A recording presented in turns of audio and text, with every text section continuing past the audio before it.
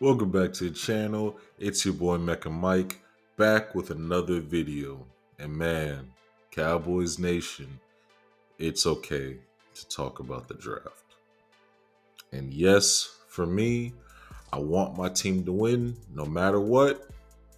But even if they make the playoffs, which I was going to say, but just watch the Cincy game, so that's basically a done deal on that.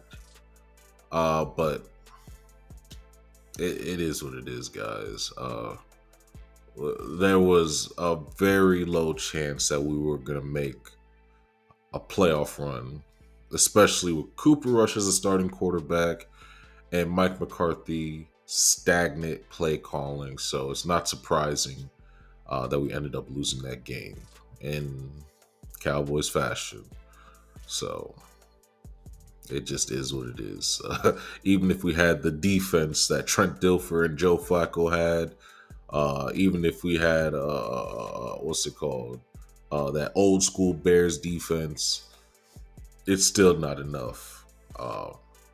It's just bad. So Cowboys Nation, where I see a bunch of people floating around mock drafts, and it's officially draft season for the Dallas Cowboys.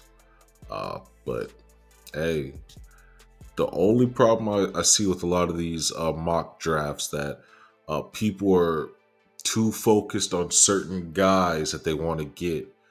But depending on what Jerry Jones does, we might do something crazy. So buckle up. I don't think things are going to go how Jerry wants them. So, or how they're not going to go how the fans want them. Obviously, Jerry Jones might do something crazy. So, man, we gonna see.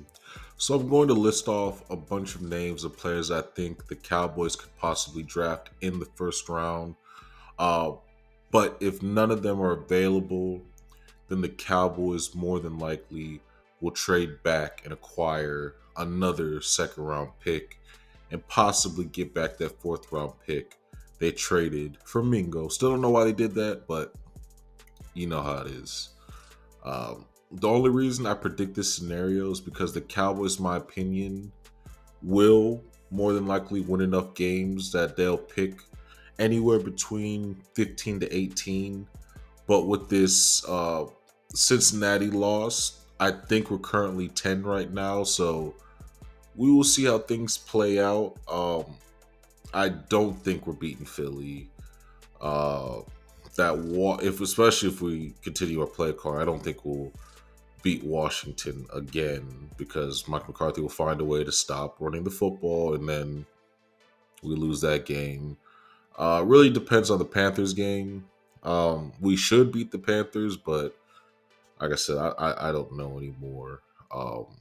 But it is what it is. So Mike McCarthy more than likely won't keep his job. But let us lose to Carolina. I guarantee he gets fired. So back to the draft. So the players I think the Cowboys would draft if they're available include, and this is before the combine, so this can change. And I'm just saying this today. Who this is who the Cowboys would draft. I'm not saying they will get them, but if they're available, I believe one of these guys Cowboys will pick up. These players include Travis Hunter, wide receiver slash cornerback out of Colorado, Abdul Carter, edge out of Penn State, Mason Graham, defensive tackle out of Michigan, Tetura McMillan, wide receiver out of Arizona, Ashton Genty, running back out of Boise State, and Luther Burden III, wide receiver out of Missouri. If all these guys are gone, I think the Cowboys trade back and just collect picks. The problem is that if the Cowboys are drafting any higher than 15, then more than likely those guys will be gone. Unless one of those guys either gets into trouble, gets injured, or they just test horribly at the combine. Outside that, none of those guys, in my opinion, will make it to the Dallas Cowboys if they're higher than 15. If they're around that 10, 11, 12, you can get one of those guys. Outside of that, nah, I don't think so. So I think if that's the case, the Cowboys will, again, like last year, they'll wait to the last minute and they'll trade out of the first round, or they'll trade down. But I think at this point, they'll trade down, hopefully get another pick. They might have to trade out of the first round to get a higher second and a fourth. But it's just they're going to be team trade down more than likely if those guys are gone. And the only reason I didn't list the Cowboys taking an O lineman in the draft is because I think the O line draft class isn't the best position group. So I wouldn't spend a high draft pick on an O lineman this year once again, because that would drive the fans crazy. And again, you see with Tyler Guyton, I don't know if that's a Mike McCarthy thing that he don't like him, but he was active. Didn't play him during the Cincinnati game, so don't know what's going on in that situation. So I know we'll have to draft a lineman. I would prefer that they go to free agency and actually get a real guy, but again, it's Jerry. We don't know what's going to happen.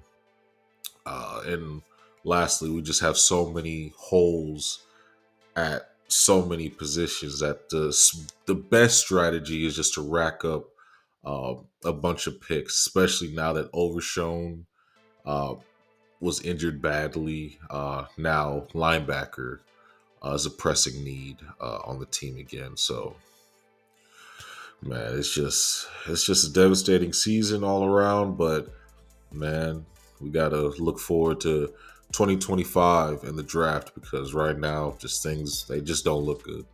So for me, I don't like how most draft guys will tell you that a lot of players are day one game changers in the NFL.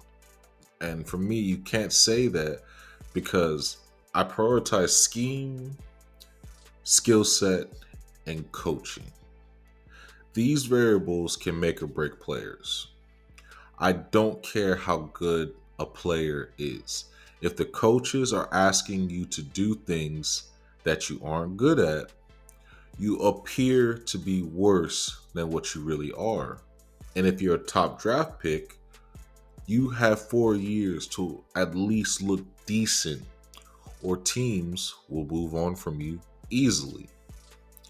Look at Caleb Williams and Marvin Harrison Jr. Those draft guys on TV and in the media told everyone over and over and over again that guys like this, that these specific guys were generational talents, and that you need to draft them or you'll regret it. And I know that's just their rookie year, but so far, that take seems to be false. And it goes to show that guys coming out are just chances no matter what. It doesn't matter how much you overrate or underrate them, you're taking a chance. There's plenty of factors that can make a guy a better player and that can make him worse. So for me, the best thing to do is build out a team. And yes, you might not get that stud based on what the major networks say, but you'll have the next best thing, which in turn makes your team better. And depending how you use that person, you get a lot out that guy. He might even be better than the guy that the main media people are saying is the best guy. At the end of the day, you got to decide who you want and who your team needs, not just, oh, let me just get whoever because they're going to change, make my team better day one. Sounds good. But a lot of these teams that are bad have been drafting high picks. that the media has been telling them are those guys every single year, and they've been missing. There's a reason for that. And for me, a lot of coaches get bailed out by great talent, but if you build a strong roster, it gives the coaches more weapons and the ability to change game plans to fit various situations, because come playoff time, you might have to throw out the script and wing it, but you'll be in trouble if you're a top heavy roster and you don't have the guys to be able to change because of that. You're going to be in a bad situation really quickly. But back to what the Cowboys need to do the most. I asked ChatGPT, and they're very similar to me because for me, I prioritize defensive tackle for the Cowboys. Uh, they haven't been able to stop the run. And I get it. Mozzie's playing better. Looks like everyone's adapting more to Mike Zim's scheme, but still, we need a D tackle, and that's what ChatGPT said. They said if Mason Graham is available, we should draft him, and I agree. I don't care about the Cowboys fans and Cowboys Nation that hate Michigan players because of Mozzie or Schoonmaker. I'm drafting Mason Graham because one, it's a low risk pick that makes your run defense way better. Plain and simple. Compared to what we have with Mozzie, an actual one tech that can play three tech, we need that. I'll take it. And two, the biggest issue that we've been having for years is we need to shore up the middle. It allows Micah, and depending on how overshown, how bad his injury is, hopefully he'll be back. So they can go after quarterbacks, and it lets Diggs and Bland sit back in coverage and get interceptions. So the defense gets better.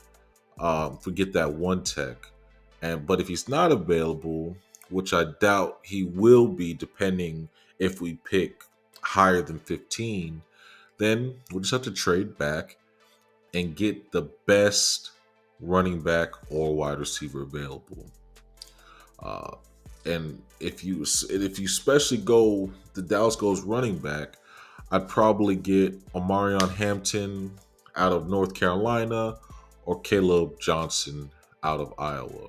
Both guys are downhill runners, and they improve your run game and give you more explosiveness in the backfield and take the pressure off the quarterback.